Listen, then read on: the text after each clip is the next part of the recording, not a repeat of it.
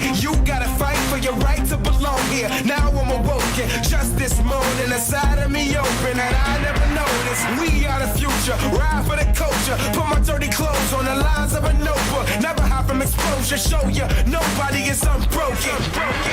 Remember my name. You see my face every breath that you take. Just when you think I was torn down in flames, I'm born again. All of my dark days are gone. You will remember. Yeah, you will remember. Yeah, you will remember. You will remember. Yeah. I'm unstoppable. Came too far to be barred by an obstacle. That's not an optional. What they call hard is like riding a bicycle. I'm phenomenal. Feeling like I could do what a mythological guy could do. Power is optimal. It's my time to make impossible and the possible. Remember my name. You see my face every breath that you take. Just when you think I was torn down in flames, I'm born again.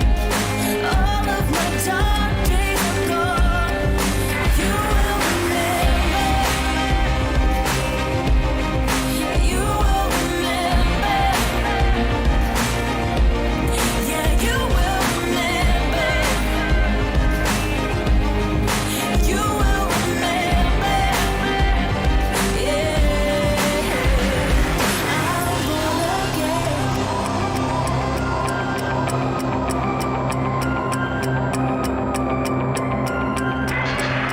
I'm born again. All of my dark days are gone. Remember my name. You see my face every breath that you take. Just when you think I was torn down in flames, I'm born again. All of my dark days are gone. You will remember. You will remember. Yeah, you will remember. You will remember. Yeah.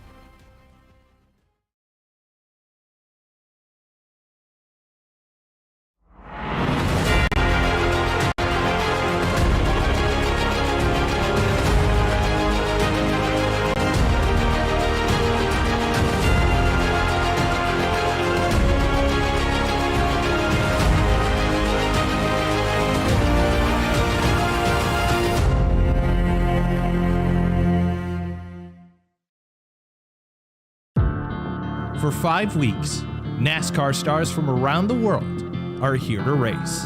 This is eNASCAR International. I'm feeling inside. I'm reaching my stride. I'm standing my ground. Now I won't give in. Raising the roof, raising the roof, raising the roof. I'm raising the roof.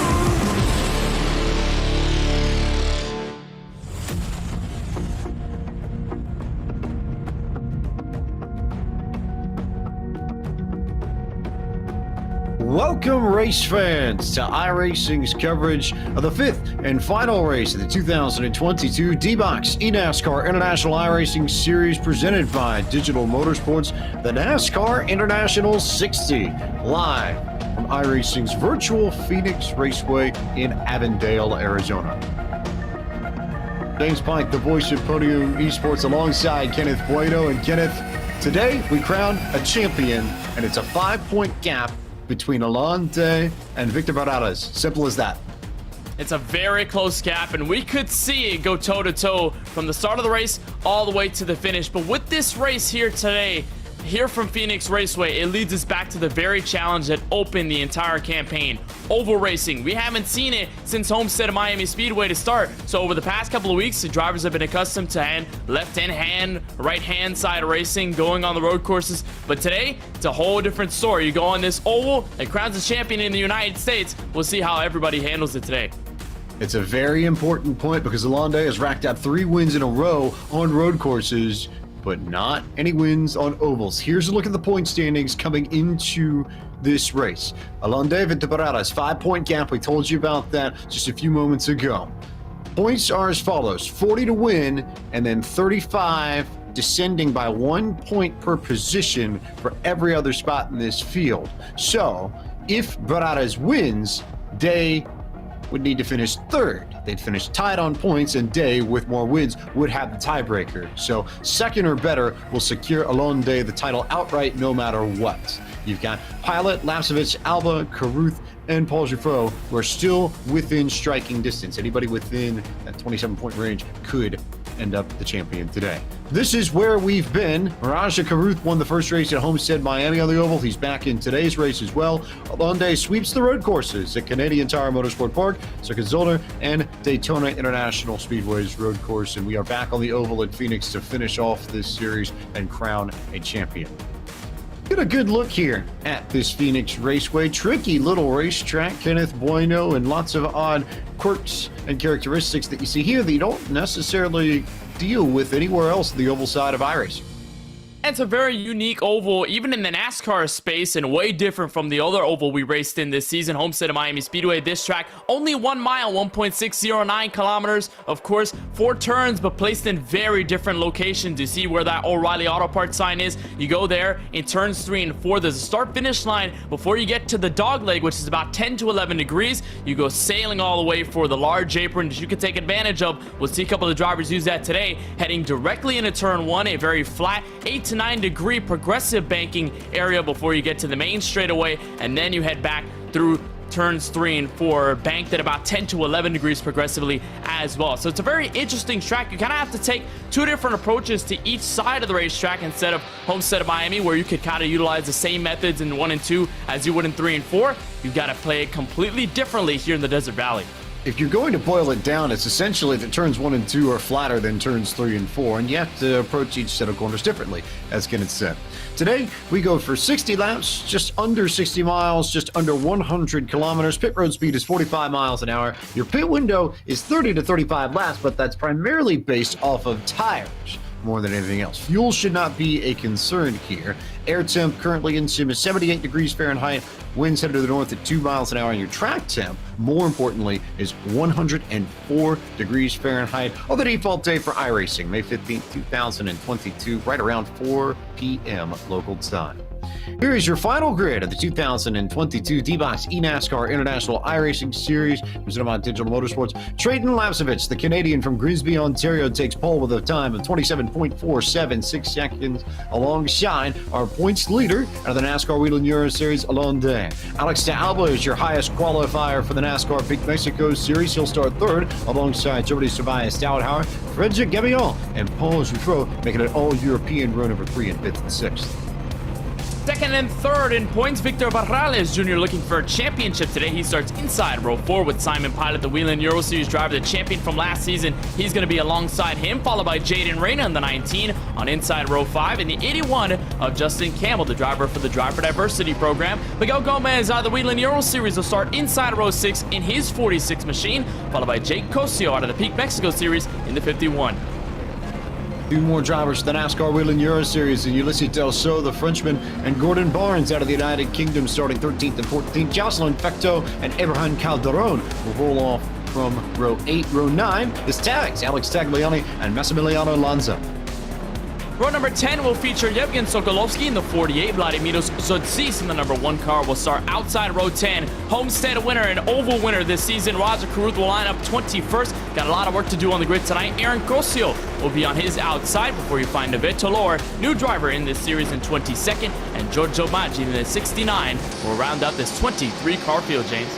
Delore, your new driver, who took part in the NASCAR Wheel and Euro Series Drivers Recruitment Program and made his debut 2 years ago, scored 3 top 10 finishes in the Euro Series, ran a partial schedule in 2020, and came back to chase the NASCAR Wheel and Euro Series title with not only motorsports. We go green flag racing here from Phoenix. We're underway in the NASCAR International 16 already. Chaos before we even get to the line. I couldn't tell who that was that spun the tires off the initial start, but somebody stacked up everybody in the middle of the field.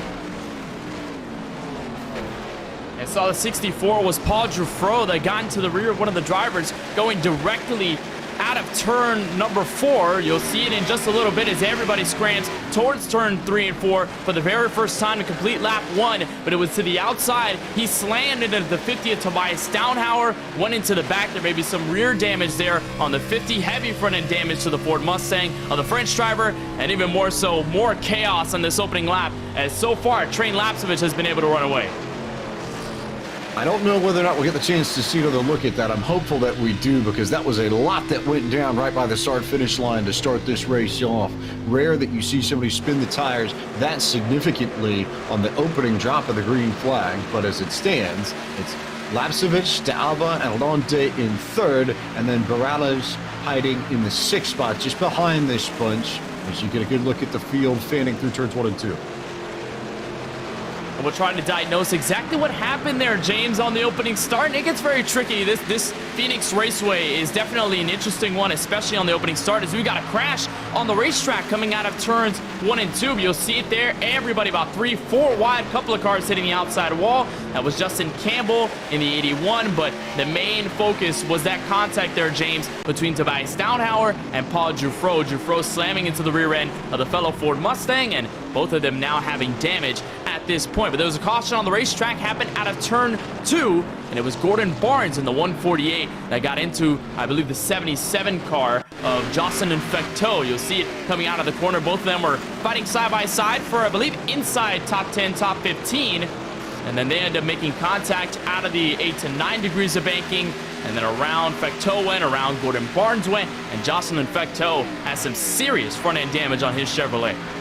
It just looks like a case of crossing apexes in different lines in the corner, which can happen here at Phoenix, especially kind of place where you've got long corners to work with, and that turn 1 and 2 complex, especially given how flat it is one of the longest corners you're going to find across the whole of the oval side of iRacing. So in a sense, not a huge surprise. Here's a good look at NASCAR 50 Series driver Alex Tagliani's view of the incident, and he was able to just sneak past this. You'll see it here as they come out of turn 2, just split the middle, and the C's parted for him perfectly and right on time, and through he went.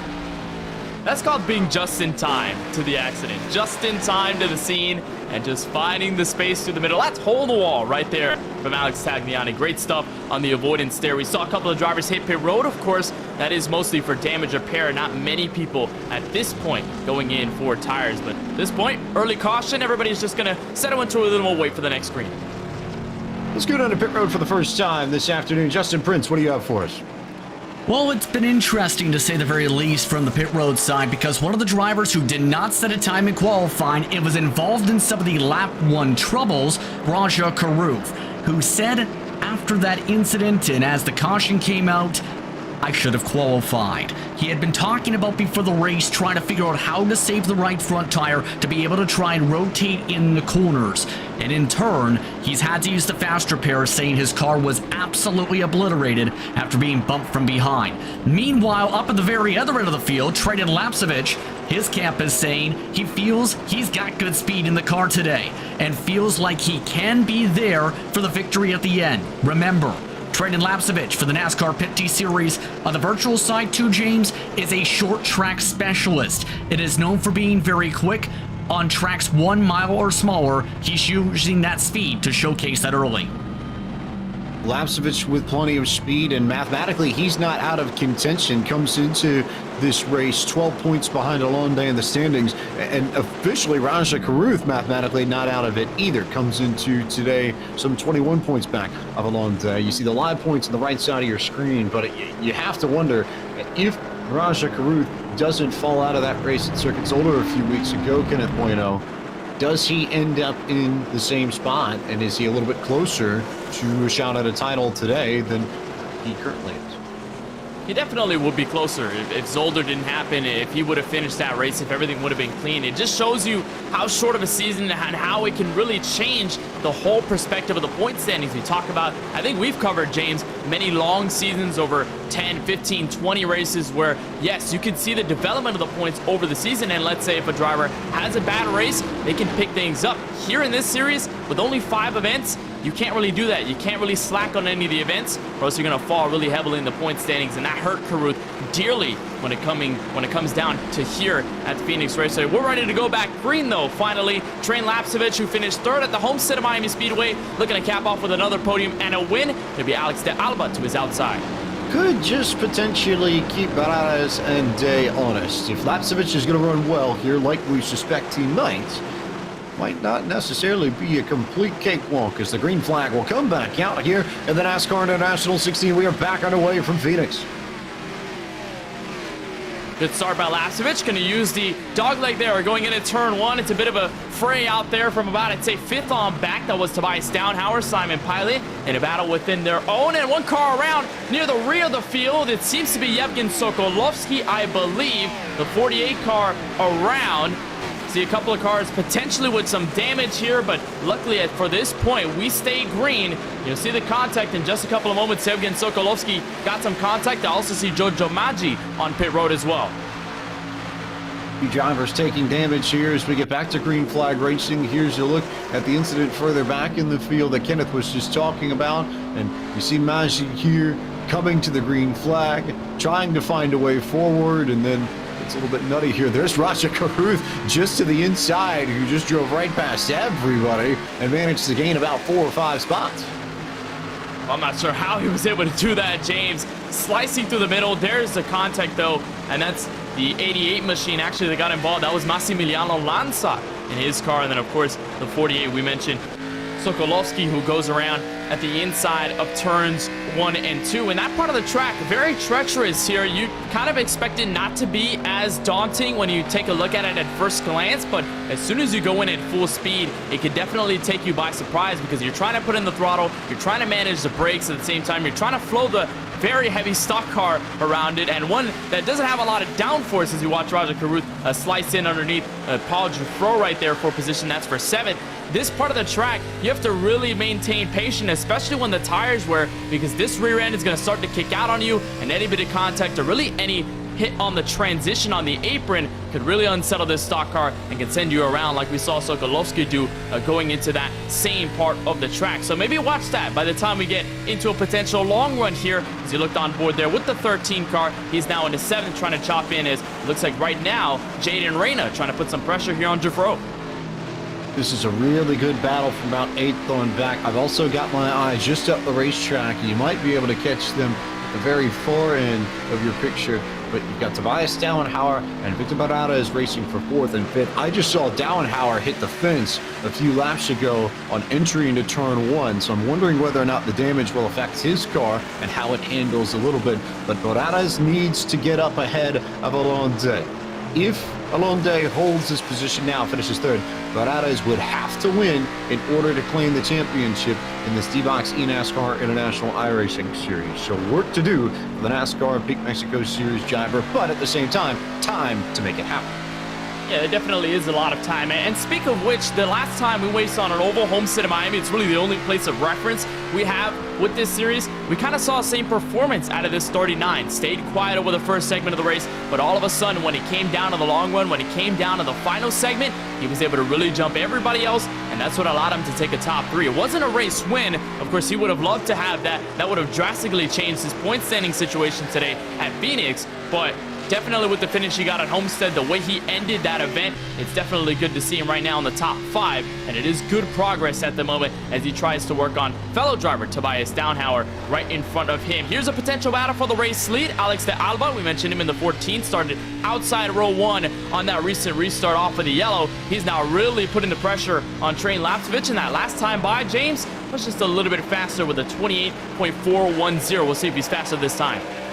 He might be faster now, but as we've mentioned a few times already, and as I think we'd be remiss not to bring up again, tire wear really does matter here a lot. I would argue probably even more so than what we saw at Homestead Miami to kick off this series back in January. So the Alba might be faster now, but you also have to ask how much of his tires is he using in order to be faster than Lapsevich at this point of the race, and will he give up time later on this green flag run because he used too much tire up too early? That's the balance you have to ride throughout a green flag run here at iRacing's Virtual Phoenix Raceway. Another good look here at Rajah Caruth, who's made his way up to 6th. The speed is clearly there. The question is whether or not he has the ability to pick off all these drivers ahead of him, especially when you consider that both Barradas and Day are up in front of Caruth and have a championship to race for in addition to the track position. Yeah, they may race him a little bit harder here, knowing their situation, especially trying to fend off of that 13. But it goes back to your conversation about tires. You talked about Alex de Alba, how he could be managing his equipment and the shoes underneath his race car. Put that question to the same play in the 13's perspective, because he's trying to chop to the field. Remember, he's trying to go up to the field. He's trying to win. He's trying to gain as many positions as possible. Is he using up his tires a little bit too much in this early run to gain all of this short run speed? Because it could be a problem later on. He could have a short-term gain, but a long-term loss to these guys. We'll find out that 13 is keeping his stuff correct while also maintaining speed. But he is definitely gaining a lot here on the top 5. There's a look at the potential battle for what is 5th there. Barrales is trying to work on Dauenhauer. Dauenhauer a little higher there in turns 1 and 2. But it's a great run off of the first section of the course by Caruth. He's going to dive it deep here in 3 and 4. Going to try to peek in on the 39. Looking for a place around Victor Barradas.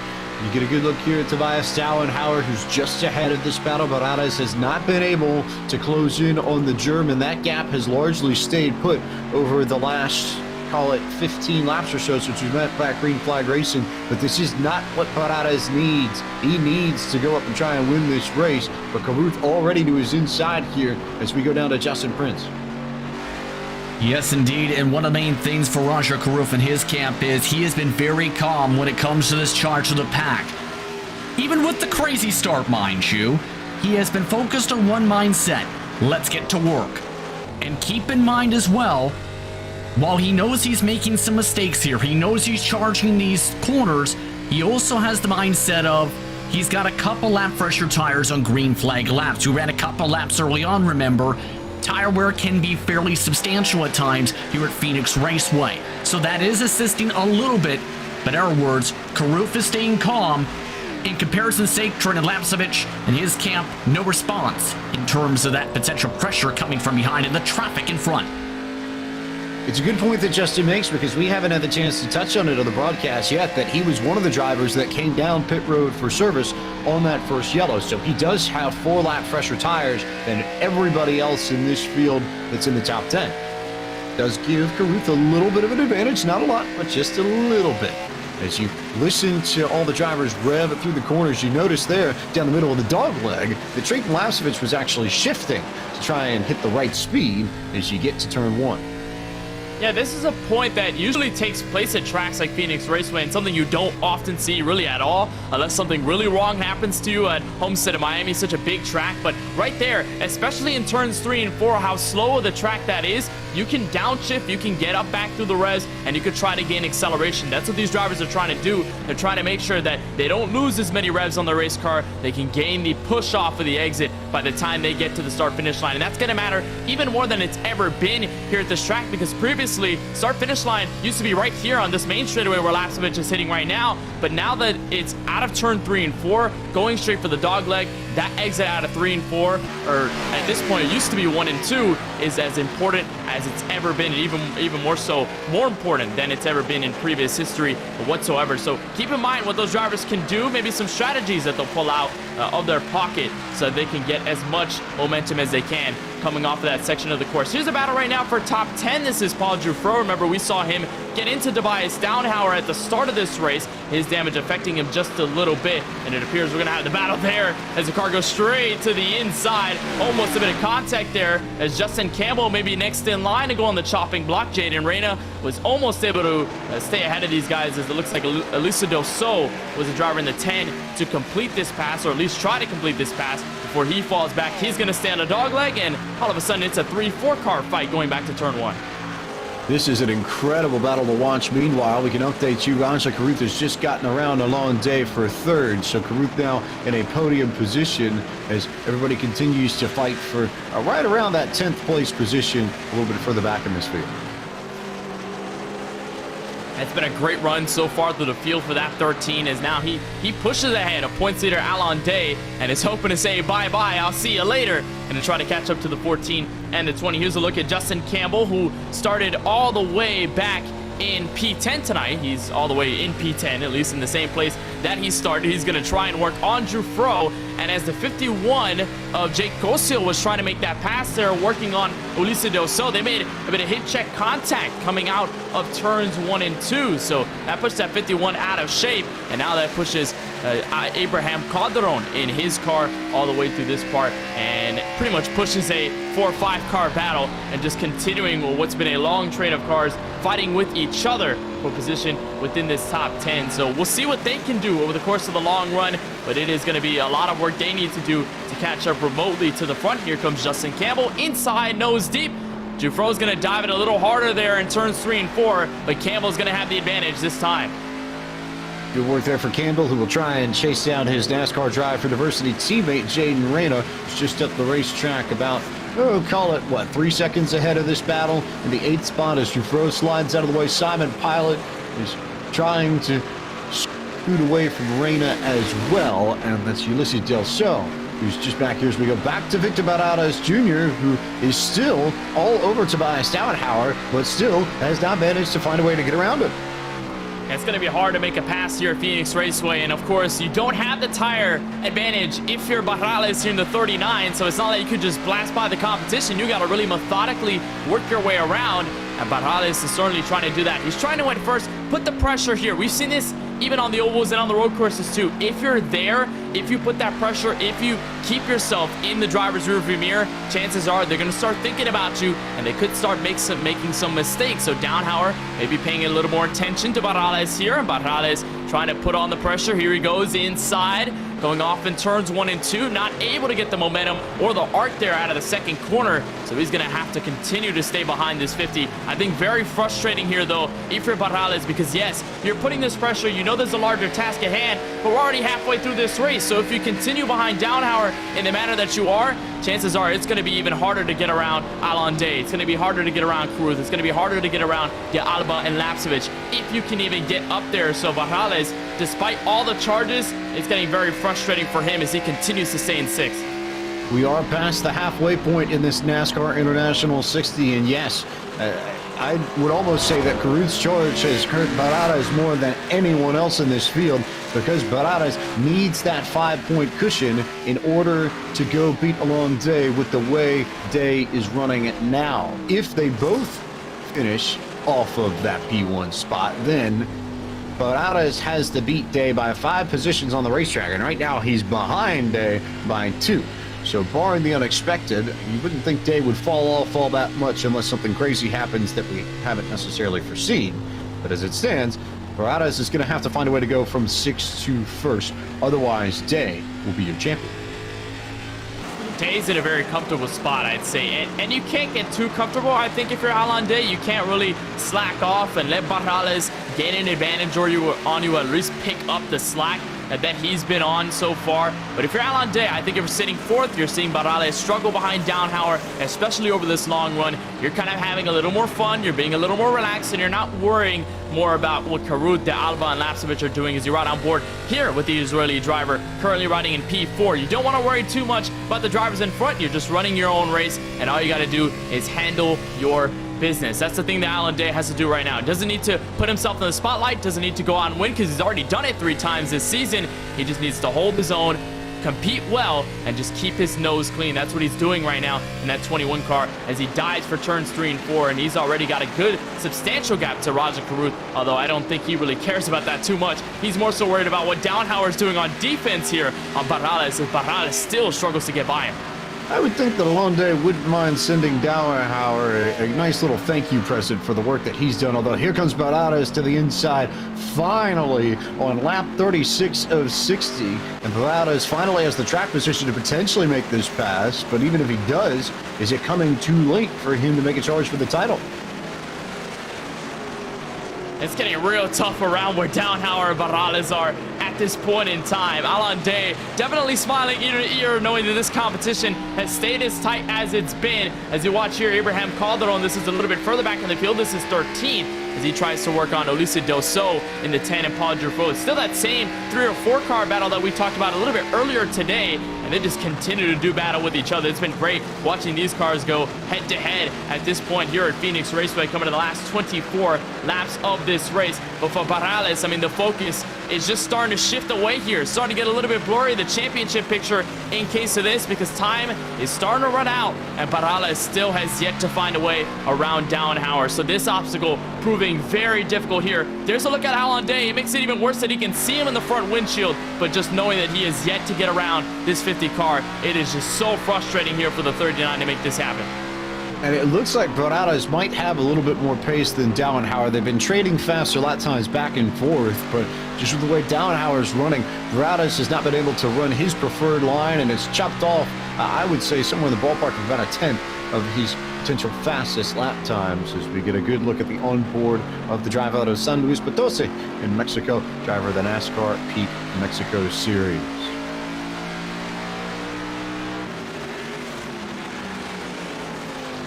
Barrales stays behind, and it just continues to get even tougher here. We're getting into the final 22 laps, and what drivers are experiencing right now, at least at this stage of the race, is a bit of lap traffic. That's Massimiliano Lanza on the 88, that black and green car just in front of the duo here fighting for position. So maybe this could chop in a little bit on this battle between Downhauer and the 39 of Barrales. We'll find out if Lanza stays out of the way or whether he's just going to hold his own line, be predictable on the racetrack, and we'll find out just how these two are going to get around. Obviously, they've got more pace, they've got the position, so at this point, they're just going to work on getting around. I think Lanza's going to easily make the decision of staying low. It'll let these two drivers by. Actually, Barrales may shift it 3 wide. He's going to try to go to the inside here for position. There he goes, and finally Victor Barrales makes the pass on Tobias Downhauer, who will try and fight back out of the exit of turn 2, but a yellow flag to change everything as one car down to the bottom. I think that's Abraham Calderon, it is indeed, who brings out the yellow flag and changes the game. and it was contact between himself and Paul Giuffreau coming out of turns 3 and 4. Remember, we saw them battling lap after lap after lap, but it was right there, a huge hit to the number 2 of Calderon's machine, and all of a sudden he goes around, he got a large piece of the contact. Giuffreau gets even more damage than he did on the opening start of this race, and I think there, James, they were fighting, of course, in 3 and 4. Paul Giuffreau was running a little bit lower on the racetrack. Calderon was running the middle. Right there, though, that's the shift that gets Calderon into the outside wall. Giuffreau got a little loose, had to catch the race car, shifted up a couple of inches, but that space that he covered was just enough to slam into that left end of Calderon's machine as they were trying to get around the lap car of Vladimir Zotsis in his Ford Mustang. There's a look at Zotsis on the outside. There's again the contact. Giuffreau got loose, and then Ulysse Dosso actually gets a big hit on the front end there, trying to avoid it all, and it just becomes a tough situation. It was a great battle watching them through the top 10, top 15. A shame that a lot of them have damage now. A lot of them do indeed have damage, but more importantly, this is going to give the opportunity for drivers to come down pit road. Justin Prince and everybody, I think, in for tires. Yes, indeed. Just about everybody coming down for service. One driver did stay out an additional lap, Miguel Gomez, as he'll go towards the back along with Calderon. But Carruth has had a dominant run to the pack, to say the very least. To be able to charge on Ford has kept that calm and cool demeanor outside of the lap traffic management, where words have become very heated, to say it lightly. But there is one thing being said from the current race leader camp. He is not worried, Trenton Lapsevich is, about the charge from the Homestead winner. He is just going to keep running his race. Keep in mind, first and second on track, heavily battled for that race win back at the start of this campaign. Expect them to do it out again, along with Day within reach. It'll be a lot of fun to watch this battle between Lapsevich and Carruth. In the meantime, though, I want to remind you that this is the very last day you can sign up for our contest, courtesy of our wonderful friends at D-Box and Digital Motorsports. Head to dbox.com/eNASCAR/contact, and you could win a Digital Motorsports rig with D-Box technology. There's a good look at it there. So much that comes with that whole setup. You get SimLabs P1X chassis, a racing seat, brackets, a whole Fanatec direct drive base, a NASCAR rim and pedals set with the shifter, a floor stand mount, a 49-inch curved ultra-wide screen from Samsung, and of course, the haptic system courtesy of our friends at D-Box. You might have a good sense of who could potentially win this series now. Point situation is a little bit more straightforward, so if you head to that web address, go and hit your D-Box/eNASCAR/contacts, d-box.com/eNASCAR/contest. Could potentially walk away with that rig in your hands. Could be a lot of fun for someone as the lights are off on the pace car in this NASCAR International 60, and we are not terribly far away from the end of this. 15 laps to go when we get the green flag, but the end of this could well be punctuated with a few more yellows just because everybody's all bunched up together. So yes, we'll have the great battle between Lapsevich and Carruth, but we'll have to watch out for incidents towards the rear of the field as well. And now it's even more important, James. Victor Barrales doesn't have a gap no more to Alan Day. He is right behind him in row number 3 on that very inside lane. Bumpers could be used in turns 1 and 2. Not going to guarantee it, though, here from Phoenix. But to say the championship is close is an understatement. This is as close as it's going to get coming to 15 laps to go.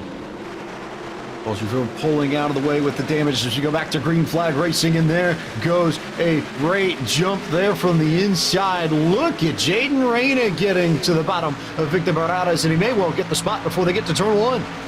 Jaden Reyna using all of the space on the dogleg. Haven't seen many drivers do that, especially on the restart, but the 19 pretty much just taking it on, saying, okay, I'll have at it. And now he's got the inside of Victor Barrales. This is going to make things even tougher as Barrales falls short just behind Tobias Downhauer. Contact, though, right there, one car around. It is Simon piloting the 8th, the Belgian driver, heads for the outside wall. He got spun going into turns 3 and 4. No caution, though, James. On the racetrack, everybody held a little bit of silence there, waiting in anticipation for the yellow to come out. It did not. We're staying green. No yellow flag, single car incident, no one else collected, so race control keeps it green. It's a tough break for Simon Pilot as we get a look at the replay here to see what happened. He got hip checked up into the fence over in turn 3, but we're still green flag racing, and there are a lot of good battles on the racetrack. You've got your top 3 separated by about a second, and then you go back to Victor Barradas, who's gotten around Dauenhauer once again, but once you get clear of Barradas and go further back to Dauenhauer and Company in, is a gaggle of cars racing for spots. You know how I said, James, at the restart, or just before the restart, that we may see Barrales use the bumper? He was not afraid to do it in turns 3 and 4. Used it on the 50, got around him, and now Barrales has a straightforward shot. It's a championship competitor, Alain Day. Of course, Day holding his own. He knows what he needs to do in the final laps of this NASCAR International 60, but Barrales is on the chase. There's a look at Tobias Dauenhauer. Got used up there in turns 3 and 4, is going to try and get back here at the fellow Ford Mustang, but it's going to fall short here, just out of 1 and 2, and he's got a lot of cars behind him in Jaden Reina, Jake Cosio, Justin Campbell, Elisa Dosso. So chances are, if that driver makes a mistake in the 50, everybody else is going to try to take advantage. Not really much breathing room, I think, once you get to him, and not much breathing room for anybody else back here either. We're on board with Abraham Calderon, who's a little bit further back at the back end of this pack, just working to the outside of Paul Jouffreau out of the NASCAR Whelen Euro Series. So everybody's starting to get a little bit more single file than they were, starting to string these battles out as the natural pace begins to rise to the front of the field and drivers slide back with their old tires or cold tires or what have you. But the key here, Alonde still clear of Victor Barradas by about 0.8 of a second for 3rd and 4th as we go on board with Jouffreau, who's trying to get around one of the Cosio brothers. That's Aaron Cosio, just ahead of him in 11th. And Jouffreau fell out here severely on this battle. They continue to fight with each other. I saw Miguel Gomez now. He's going to dive to the inside of Elisa Dosso. That's a fight right now for just inside the top 10. As just in front, that was Jake Cosio, Justin Campbell going at it with each other, now heading directly into 1 and 2. But if we focus back on Victor Barrales, the time is running out. It's 9 laps to go. It's not 29 laps to go. It's not 34 laps to go. It's not 40 laps to go. It's 9 coming down to 8, and the gap is about a second between that 39 and the 21. So Barrales needs to do the heavy work, needs to do the heavy lifting right now, or else the time is just going to not fall to his hands. It's going to go directly to Day's favor, and we'll see Alain Day as an D-Box eNASCAR International iRacing Series champion for the very first time. There's a look at the contrast and lines there in 1 and 2. Alain Day running a little bit higher, trying to go for the diamond arc out of the corner. Barrales staying way low in that middle lane. We'll see if it works here for that 39, but the time is of the essence here. KB, you think this is going to be a case where, when we look back on this, we'll be saying 987? I think we're going to start counting down. Can we make a song about that? I want to make a song about that. We could make a song about it. 9, Well, 8, Rock's probably 7, done that at some 6, point, right? 5, 4, 3, 2, 1, and then it's done. So, Whoa! I didn't realize you had pipes. we'll Okay. see, but Okay. that 39 is under a lot of pressure. Well, I guess we'll see who's singing when they're winning at the end as you get a good look at this battle for 6th. This is Jaden Reina, who's done a nice job in this race. I think he's on track for his best finish, but contact there between, I think that was Jake Cosio and Justin Campbell to slide Cosio back a few spots. So it's the NASCAR Driver for Diversity pairing Reina and Campbell now up to 6th and 7th. Gomes out of the NASCAR Whelen Euro Series in 8th, and Cosio out of the NASCAR Pink Mexico Series in 9th. And they continue to do battle here just inside the top 10, and it has been contentious here. Miguel Gomez now having to hold on to the rear bumper because Jake Cosio is trying to put in the pressure. Justin Campbell is also within reach, so this may not be over here. Coming to 5 laps to go, and Miguel Gomez, think about the stride that he's made. He started 11th. We really hadn't talked about him really all race long until now to the final 5 laps. So the 46 has picked up the pace at the very right time, and he could walk away with a very good finish to end off this eNASCAR International iRacing Series. Next on the agenda, Justin Campbell, just in front of him, and then right in front of that 18 is the 19, Jaden Reina. This is the entrance for the top 6. Miguel Gomez with a lot of speed out of turn 3 and 4. We'll see if we can use it going into 1 and 2. Look high, I think, on Justin Campbell, at least to start the corner, as Campbell looks to the inside of Reina. They try and stay off of each other. It got close there as Here comes Gomez to the outside, just going to take advantage of the fact that Campbell can't wind the motor up on corner exit and run in that preferred groove on the outside, as Reyna will cut off Campbell on the entry to 3 and 4. Now Gomez is the one who's stuck on the outside where you don't want to be on the exit of 4, and it'll be a drag race down the dogleg back to turn 1 to see who's got the track position. And Gomez is going to fill that space that Justin Campbell left open. As Campbell tried to go for the dog leg, it's going to allow Gomez to seep into the door frame. And now he's heading into this battle, maybe bringing Jake Cosio in the final 3 laps. So this is pretty much continuing on over and over and over again. It's all about what Miguel Gomez and Justin Campbell can do, especially now that they're side by side. They do not want to open everything for Jake Cosio, although it may be a little too late. Campbell with a huge block going back into turns 1 and 2. Cosio can't do anything about it, and still side by side. 51's gonna give the bumper and into the wall. Goes the 81 and the 46.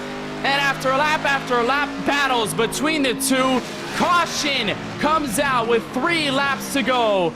This is the most pivotal point of this race, as Cosio sent it deep into 1 and 2, and Gomez and Campbell go straight for the safer barrier.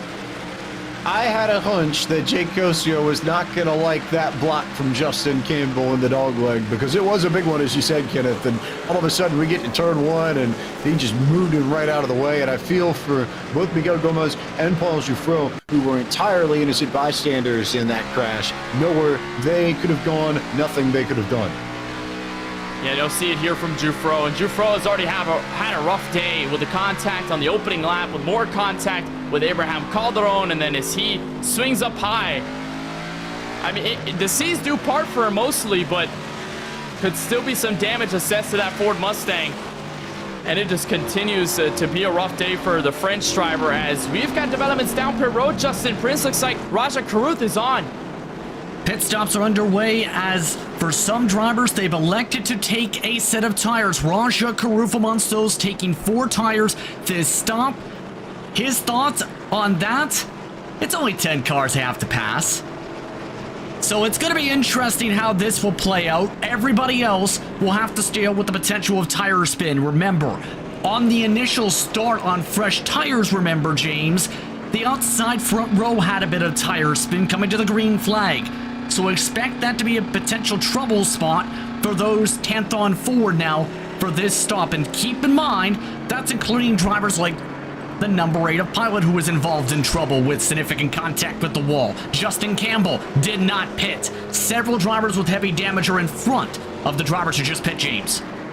So there's that story for Raja Caruth, which we need to keep track of. The other thing we've not had the chance to note, it puts Alonde and Victor Baradas in 2nd and 3rd. And Baradas will start right behind Lapsevich. And if he can move Lapsevich going into 1 and take the race lead and hold on to it, Alonde was cruising to a title, but this might not be over just yet, Kenneth. Yeah, it definitely isn't over. And this caution saved that 39, because I think if we would have stayed green, Alonde would have still had the advantage. The gap would have been too strong for Barrales to overcome. But now that he's got this restart here in the final laps of the event, and now more importantly, James, that you mentioned, he's going to have a shot right behind your race leader Lapsevich, and it could dive under day by the time we go green. This is definitely going to be the biggest point of conversation in this eNASCAR International iRacing Series. The points fight is not done quite yet. And although Barrales has faced the obstacle, although it looked a little bit daunting going to the end of this race, this becomes the lifesaver. This becomes a chance for him to win it all. But you can't also count out Raja Caruth. He's 11th here. He's going to be 11th here on this restart. So it is going to be, or 10th rather. It's going to be a lot of work here, but fresh tires, we know how good it is here at Phoenix, and so we could see him chop through the field in the final laps, and that could pose a big piercing effort into Barrales' chance for a championship today.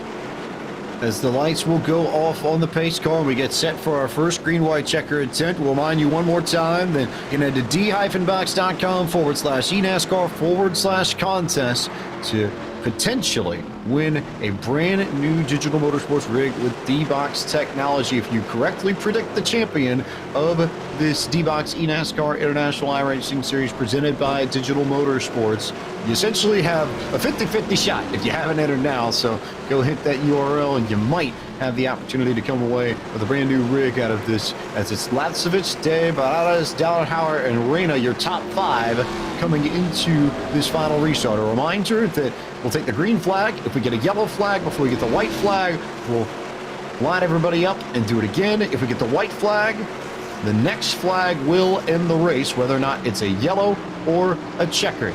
Everybody on pins and needles in this NASCAR International 60, and look at the restart that Trayton Lapsevich got. He is clear by maybe 3.5, 4 car lengths of the 2 championship contenders before they even hit the start-finish line, Kenneth. Yeah, a great start there by the 20 of Trayton Lapsevich, and now that puts it back on second.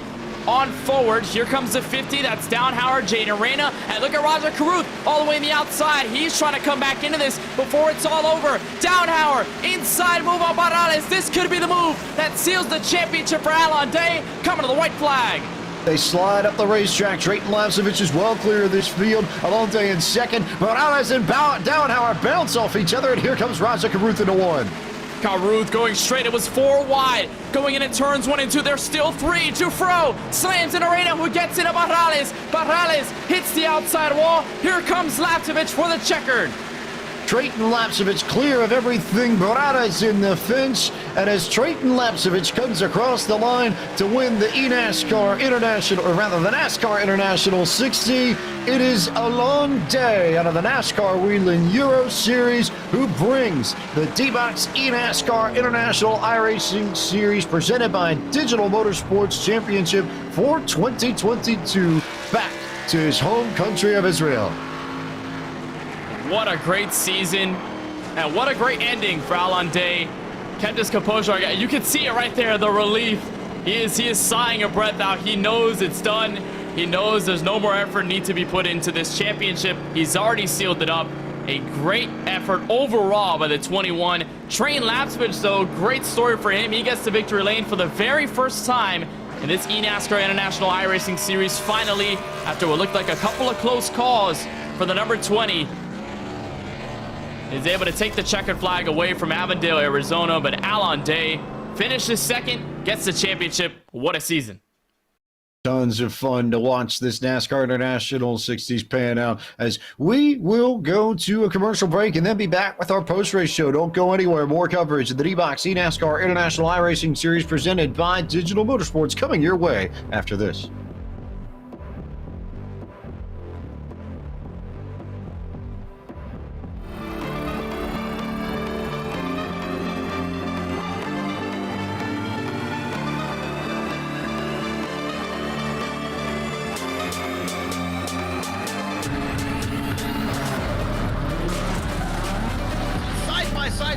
This is for the win.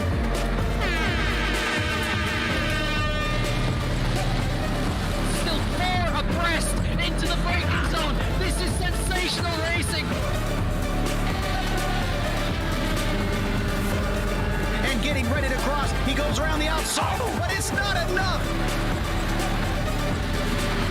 And it's away by it all.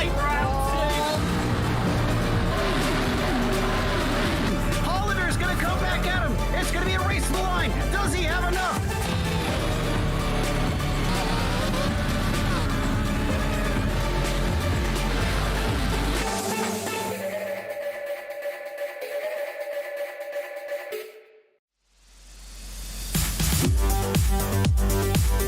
When I hit the wall, this thing shook like crazy. I have experienced that in real life, so I can compare. I tend to choose rally games that really put in the actuators through their paces, and they've been holding up really well.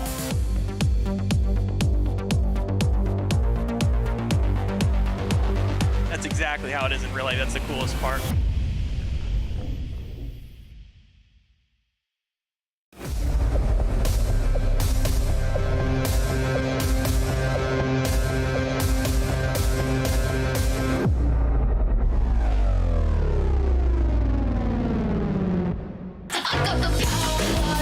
Louder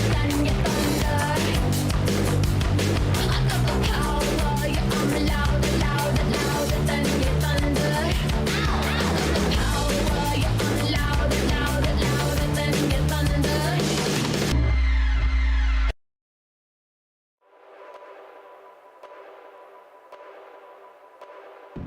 Welcome back to iRacing's coverage of the NASCAR International 60 final race of the season for the D-Box eNASCAR International iRacing Series presented by Digital Motorsports. Trayton Lapsevich, the Canadian, comes up with the checkered flag ahead of your series champion Alon Day and Raja Karuth. We'll talk to all three of those drivers in just a few moments. Tobias Dauenhauer finishes in the 4th position. Alex de Alba, top finisher for the NASCAR Pink Mexico Series in 5th. Jaden Reyna with a season's best 6th place finish. Abraham Calderon was 7th. Ulysses Del Sol brought it from the 8th spot. 9th went to Erin Cosio, and Victor Baradas Jr. tough break for him at the end. Runner-up of the championship finishes 10th this day.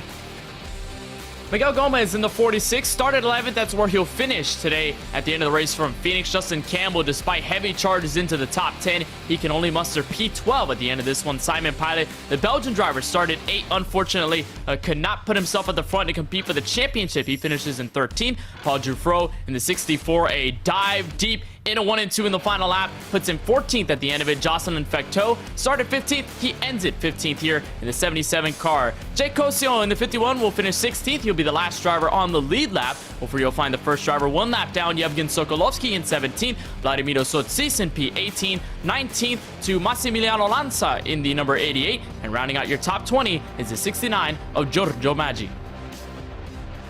4 more drivers: Frederick Gabillon, Gordon Barnes, Alex Tagliani, and Nevers Talor. Your 4 final drivers in this NASCAR International 60, as we now turn our attention to the champion of the 2022 D-Box eNASCAR International iRacing Series, presented by Digital Motorsports out of Ashdod, Israel, Alon Day. And Alon, I feel like you had this largely under control up until the final green-white checkers, and then it got a little bit crazy at the end. So as we got those late yellow flags, did you get a little bit more nervous about your situation, or were you able to maintain your composure well? No, yeah, I was extremely nervous. I was nervous like a week ago because I knew that's an oval track, and I'm not as good on oval as I'm good on road courses. So I knew that I need to put a lot of practice on. So I was extremely nervous, and that green-white checker in the end just killed me. Those 2 laps were I was really nervous. I knew that Victor had to win the race, and I need to finish at least 3rd for him to win the championship. But I have to say that Trayton gave an amazing race. Really, like since qualifying, it was just untouchable. Really, just to copy paste his driving style. It's amazing. How much did your practice over the course of the week help you, and how much did your real life experience in the NASCAR Xfinity Series help you today? I practice a lot, I have to say. Even for the road courses, I practice something around 6 hours a day. In general, in iRacing, I put a lot of time. As I said last time, this is a major tool for me to practice even for the real life. And yeah, last time I drove on a big oval on real life was a long time ago, like a few years ago. So yeah, iRacing keeps me sharp. And yeah, I put a lot of practice. And to be the D-Box eNASCAR International iRacing Series presented by Digital Motorsports champion for 2022, what does that mean to you?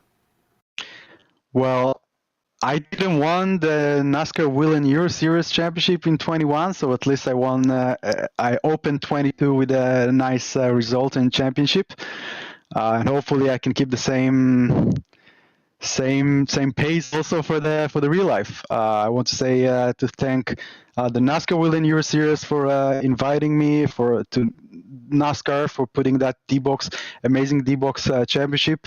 Hopefully I will be here also next year. And yeah, and congrats to everybody that participated and took part in this championship. I think it was. I'm looking forward for the next season already. Starting as he means to go on. And final question to you, per tradition with our broadcast team. As the champion, Alon, we want to know, what's your favorite sandwich to eat? Banana mayo. No, I'm joking, but yeah, I don't know. Tuna sandwich, I guess. Tuna can be tasty at times. I hope that's a good answer. I don't know. I don't know what the other guys answered. No one's said a tuna sandwich before, so you're the first. So Well, it'll make at it least a little bit something. easy to remember. So hey, credit to you. You're one of a kind and the only one that is the 2022 D-Box eNASCAR International iRacing Series champion. Alon, from all of us in iRacing, congratulations and enjoy your title. Nice finish today. Thank you very much. Thank you guys for being here the whole season. Thank you. Thanks to Finest, my team, and everybody that put an amazing season. Thank you guys. See you next time. There is your champion for 2022 of the D-Box eNASCAR International iRacing Series presented by Digital Motorsports, Alon Day out of the NASCAR Wheel and Euro Series. We now turn our attention to our race winner, Trayton Lapsevich, for the NASCAR Pinty Series out of Canada. He's with our Kenneth Bueno. Indeed, I'm here with the driver who ends up in victory lane today from Phoenix Raceway, Trayton Lapsevich in the 20. Trayton, I mean, just walk us through this race. It looked like from the start, you were able to launch away, you were able to dominate despite the yellows, despite some of the challenges. How were you able to do it, especially at the end? Yeah, I mean, this is a race that I practiced probably more than any. I knew Phoenix was probably going to be my best shot to grab a win in one of these, and I found the long run speed in practices, figured out what I need to do driver comfort wise, and yeah, so that for that first green flag run, I was pretty well just saving. I saw Raja was making his way through the field, and I just want to have enough at the end in case he were to get up into the second and third, and I was pretty much just pacing myself to go fast enough to maintain some sort of a gap on Alex, but also keep the tires on the car. And then, yeah, I definitely didn't need that caution at the end there. It put up the stress levels quite a bit, but we were able to bring it home. And, just a big thanks to everyone at NASCAR, D-Box, Digital Motorsport. Just so happy to bring it home for the guys at RJC Sports and Quick Firestarter. And of course, this becomes another podium effort after what was a solid top 3 finish at Homestead and Miami Speedway to start off this season. And you yourself on the iRacing platform, you're known for a lot of the short track skills. You're known for a lot of the oval prestige. Remember seeing you in the All-American Esports 400 a little bit earlier this year. Did well on that front. Did any of the short track experience from real life and in the sim play into this race with this level of competition today? Yeah, it definitely did, and this is what I do, as you said. I do a lot of oval racing, but that's what made this series fun, was going to the 3 road courses. It allowed me to brush up on my road course racing skills as much as I could, anyways, and put me up against some really good competition for sure. You're up with the best, and you're able to fittingly cap off this eNASCAR International iRacing Series season with the win from Phoenix. And especially over the course of the past at least year or so, this series has grown. I mean, we went from 3 races to 5, and now we're probably going to grow in the driver count. You're probably going to be a part of it too. So, I mean, what does it mean to be a part of this eNASCAR International iRacing Series camp and being a part of the way it's grown over the past year and a half? It's a lot of fun. Last year with the little season, it was a really cool experience having raced against guys that you don't get to race against in real life, and racing at tracks you don't get to experience in real life as well. So it's really cool that they put us all together like this, and I'm really excited to see how it can grow coming next year as well. It's going to be great going into the next year, wherever the eNASCAR International iRacing Series returns, but it's the Pinty Series that's on top here at the end of this 2022 season. Train, on behalf of all of us at the team, want to congratulate you on this win here from Avondale, Arizona, and of course wishing you the best of luck moving forward, hoping to see you in the next eNASCAR International iRacing Series when it pops up. Thank you guys, I appreciate it. James Pike, that is Trayton Lapsevich in the number 20 to victory lane for the very first time in the final race of this D-Box eNASCAR International iRacing Series presented by Digital Motorsports. One more driver to chat with here on our broadcast. It's the driver to NASCAR's Drive for Diversity program. Actually, take that back. We were going to chat with one more driver, but a few more technical difficulties, I think, means that we are now going to just sit back and look back at everything that we've done over the course of the past 5 weeks, Kenneth Bueno, because this series has created some fantastic racing, no doubt about it. We've been really fortunate, I think, to have this sort of view for the D-Box eNASCAR International iRacing Series, and I've really enjoyed this over the past 5 weeks. It's been a lot of fun. Yeah, it definitely has been, and I think it's even more fun when we expand the races a little bit, because we started with 3, and you feel the enjoyment, but then you feel it end so quickly, and you're like, I want more of this, I want more of this. And then we step into the 5-race schedule. It's only adding 2 races, but those 2 races brought in so much fun, so much more depth into what these drivers can do. So much more interest into the road courses that we visited, especially in the latter half of the season where Alan Day was able to be on a tear to cap off this championship, ending up here today at Phoenix. It was just a lot of fun. It was a great season. I can tell the drivers enjoyed it. They came here every Saturday. They had a lot of fun. They weren't here taking themselves too seriously. They race in real life. They know their job there, but to go in the sim, to have a little more fun, and to compete with the best alongside NASCAR's world-class program drivers, it's just amazing to see, and hopefully we get to see it next year.